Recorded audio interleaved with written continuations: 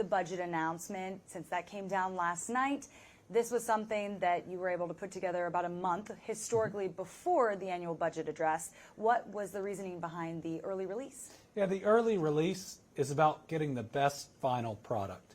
So last year, for the first time in our state's history, the House put out their own budget, not looking at the proposal by the governor, which is required under law. The problem with that is they left so much out. They left out state trooper raises. They left out really critical investments that were needed. And they did it primarily accidentally. They don't have a large budget staff like we do, and they don't run the executive branch like I do every day. So the goal here wasn't about who's first or second. It was about if we can get our proposed budget out early, then they can look at it. And if they plan on filing their own, okay, but I want it to be the best it can be, and I don't want it to leave important things out. So now they have at least several weeks to look at this proposal, and hopefully we'll start in a really good place. And timing is everything. Yes, and it's a chance for them to consider the investments. It's also a chance for the Senate to start thinking ahead of time. While the process was done by the House in a way that could have ended up with a bad budget the last time, thankfully the Senate worked with us significantly. We had meeting after meeting after meeting, all productive. And we ended up with a good product. But if we can start at a better place, and what's the biggest budget in our history, it can mean that more of the transformational investments that we've proposed end up in that final product. And one of the ones we've heard about almost through the entire 4 years that you've been in office is teacher raises. This year it's an 11% raise. Why do you think that this year is different than years past in trying to get the legislature to actually do it? Well, the legislature put in dollars in the last budget that were intended for raises, but didn't mandate the raises. And so school districts spent it in different ways. It's in many ways the difference between what Indiana and Tennessee have done. Both Republican governors, Republican legislatures, increasing teacher pay.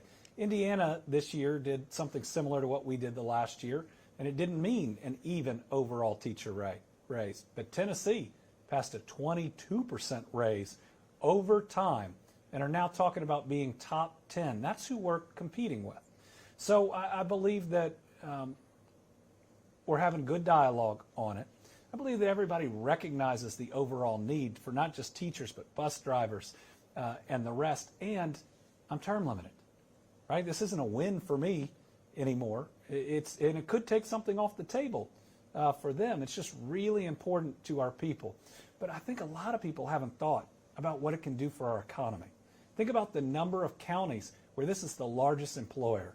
So imagine a county's largest employer suddenly has an 11% raise for everybody. That's going to help every small business. That's going to stimulate our local economies. This can have a really positive impact for our people. And school choice, we saw it play out in the legal system as far as what the legislature is allowed to do based on Kentucky's Constitution. So now there's talk of, okay, we can't constitutionally do it, so let's change the Constitution. When it comes to making a school choice provision for the voters, what's your stance on that? Well, I oppose anything that would send public dollars to private schools. And this concept that, well, let's create a school that has less regulations around it. Well, if that's what you think is holding back public schools, why don't you lessen the requirements on them? The answer to a struggling public school isn't to create something else and take its money away, because you're then going to have the haves and the have-nots. The answer is to fully invest and improve our public schools. That way we leave nobody behind. So, I think that this is something that they are considering. I believe it would be soundly defeated. And so we'll see if it goes up for a vote or not, because remember, these would only happen most likely in urban areas. And so think about all of our other residents out there. We're the only schools a public school. I think they want our General Assembly focused on improving their public school. And another thing in education, universal pre-K has also been something that you've been calling for. When it comes to universal pre-K and teacher raises, do you feel like you could get both? Is there one that you feel like they might be more interested in based on talks you've had? What is your inklings in those two subjects? Well, certainly we've been talking about teacher raises, and there was an intention to do something before. So I think that one is at least further down the line in talks. But the reason that universal pre-K can and should happen now is we're also asked to make unprecedented investments of state dollars in child care. And so we ought to be tackling these two issues together. That'll free up workforce, that'll save our parents money. We need more slots in child care, but we also have 34,000 Kentucky kids that aren't getting pre-K. 54% of our kids show up and aren't kindergarten ready. That's where learning loss starts, and some kids never catch up. So with our plan, universal pre-K, every 4-year-old gets it, and that means that takes 1 year off child care for so many families, one of the first 4, and it means all their kids will be ready when kindergarten comes around. But what it also does is free up child care slots because all the 4-year-olds have moved, and we get that 4-year-olds structurally cost less in terms of number of people and capital investment from these businesses. So what we do is to provide tens of millions of dollars to the child care industry and providers to incentivize them to serve the 0 up to 4. That creates, we think, about 4,000 open slots. So think about it, 34,000 extra kids getting pre-K, 4,000 extra child care slots. That moves us forward. And going from child care to foster care, we saw an increase in kids staying at the Lenn building. We talked with you about it throughout the year last year. When it comes to fixes, has there been any ideas sent to you? Have you been a part of these talks to make changes so kids don't have to stay at the Lenn building? Well, one of the answers is to have more foster parents or more people participating in the program. So one thing this budget does is it creates an extra, or recognizes an extra program for relatives that are willing to take in a child that is in the foster care system. In the past, we did that, but the help we provided was less than, say, traditional foster parents. So we put, I think, about $10 million in this budget to bring the relative caregiver up to the same, we call it a reimbursement level, but the same helpful level. Think about grandparents taking on grandkids, don't have the same disposable income as many others. They might be living off retirement or Social Security. And so this is extra help that will hopefully have extra people that already love these kids. They're already related to them and invested in them. And hopefully it gives them the financial means to take them in. We still will have from time to time challenging cases. The world has heaped such trauma on some of these kids that the placement of some becomes very challenging. And we've got to acknowledge that as we look for solutions. It may make them violent. The trauma may have made them sexually aggressive. And especially for interventions that happen later at night. We've got to find a safe place to have that child until we can make another placement. Now, we are in talks of different groups that already provide a lot of services to be able to provide that temporary service. But the reason it's so challenging is the level of trauma that the world's inflicted on these kids. And we've got to find a way to not inflict more when they're in the system, but also to keep everybody else safe. And we talked to a judge in Louisville who says that putting kids at the Lenn building and not providing care while they're there, of course, we know there's a shortage, there's external situations happening, but she said that this could be potentially illegal. If that truly is the case, would someone at the cabinet need to be held accountable? Listen, they're there and they're not sleeping on a floor. They're trying to make these kids, when they're there, as comfortable as they can. But if the judge is saying we need to take a foster care, a kid in foster care that's taken late at night that may be violent and put them in a place with other foster kids, who's responsible if something really bad happens right after a really tense situation that the child has just been through? That we're looking for better solutions, but part of it is acknowledging how difficult these situations are. And mostly the judge was saying she felt that the cabinet had neglected to give its workers the proper training to help those kids. So it was more so saying the management, the higher ups at the cabinet have let their social workers who are trying to do right by the kids, they've let them down and they've let them fail. I think we invest in our social workers. We care about them. We've given them big raises because we need more of them, and they deserve it. My goodness, they're the people we trust to walk into the toughest situations and to help these children. And we stand behind them when they make a really tough decision that they need a certain number of hours to place these children. And sometimes there aren't placements available for a period of time. So our goal is to continue to work to make more of that available, to make these situations more and more rare. Now, it's like, sadly, in our DJJ system, we have a couple of juveniles that are so mentally ill that none of our providers out there will take them, right?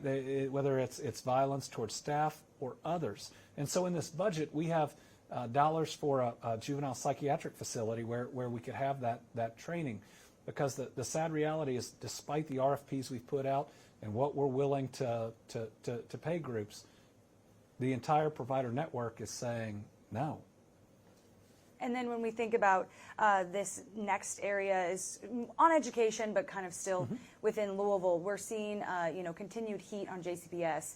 Lawmakers in the House have said, okay, we're not going to try to split them up. We're going to try to study the district. When it comes to the turmoil between the General Assembly and JCPS, the state's largest district, what would you have to say to maybe this kind of bickering between the two? Well, first, the law sets up our school districts to be locally run. And that means that when you do that, some localities might make decisions that you don't agree with, but you have still, under law, entrusted it. Now, I don't think it's fair for the General Assembly to say we're going to allow local leadership to run School District A, but if we disagree with them, not School District B. JCPS is facing a lot of challenges, but the General Assembly hasn't always done its job in supporting. Now, the last budget shorted pupil transportation for JCPS by about $20 million. The lack of a required raise makes it harder to get those bus drivers. Just think about this budget that fully funds pupil transportation and would give that 11% raise to the drivers. There are some issues and challenges that we've got to figure out that are beyond some of the control of JCPS as well. Attendance. In the end, we trust our families and others to get kids to school. Certain problems in behavior. JCPS is going to do its best at different periods of time, but understanding those are challenges that are much bigger than just the system. And then let's acknowledge that our educators and everybody in those buildings show up to do their very best each day. So the way we talk about it and different changes or plans we want to make ought to be showing appreciation for them, while also discussing maybe how we could do things differently. And moving to public safety. We've seen the proposal of the Safer Kentucky Act. It has 18 points. Right. It's a lot to digest. A lot of it is taking criminal charges to a higher level, trying to impose more crimes for the death penalty, different things of that nature. Just on what you've seen so far, what's your stance on this particular proposal? I need to see it in writing. Right now, it's a bunch of bullet points, and from a guy who was the top lawyer and top prosecutor in the Commonwealth, you really need to see the details. And some of it can sometimes have unintended consequences. We've seen some of this at the federal level. Some has worked, some hasn't. Now, I think our focus needs to be both on policing, because we need to make sure our citizens are safe, but also early intervention. Right? Most of the time, the first interaction with the justice system isn't at that highest level of crime. So how do we get in, especially with juvenile crime, which we see a significant amount of, and convince these individuals that there is a future for them? Just look at what these starting jobs are now paying. In the $20+ an hour, that we can get you through school, we can get you a high school degree, and you can make more money than you would in crime. That there is an opportunity to change whatever you think the future is going to be, and we need you. With all these jobs and the rest, with the future we're looking at, we need you. How do we intervene for for kids who need more supports in different ways, that haven't gotten to this place on their own. And how do we provide that best chance? I mean, every one of these children that we are losing because of this are children of God, and how we find a way to help them, to get them on the right path earlier. I will tell you, long term, what we are seeing in a way that will make us safer is lowering our recidivism rate. They are both wanting to stop first-time offenders, but also make sure people don't re-offend. Right now we have the lowest recidivism rate in our history, and it's because of two things. More addiction treatment beds in our prisons and our jails, addressing the root cause of some of this crime. And the second is better reentry services and second chance employment. So when someone has paid their debt, served their full sentence, if we have gotten them sober, in recovery, taught a skill if it's needed, and have a good job, what we see is the chances of reintegrating to society go significantly up. And so this budget tries to build on that, puts more funding, because only half of folks in our prisons right now are getting reentry services. Think about if we can expand that, put more people in a stable environment, and reduce people reoffending. We'll be safer because of it, and people will be more productive. Definitely. Looking at the next steps for Kentucky, obviously we had a tragedy with Old National Bank. Yeah. There has been a renewed push for CAR, a red flag law, a version. It hasn't been written. But when we think about addressing a mass shooting in Kentucky and a personal connection to not only you, but so many, where should we be headed? So we should pass a red flag law. Red flag law respects everyone's Second Amendment rights.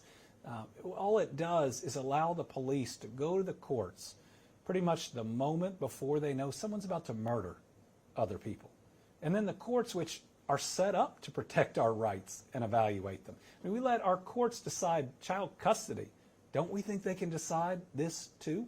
And if we can protect everyone's Second Amendment rights and prevent the murder of folks like my friend Tommy and so many others, it's a step we ought to take. And this isn't some blue Democrat thing. They've got one in Florida that was passed by their legislature. But you know what? If we want to start the conversation to get there, we can even start it at another place where I would hope everyone's basic empathy could have us agree that a weapon that was used to murder someone should never be auctioned off to the highest bidder.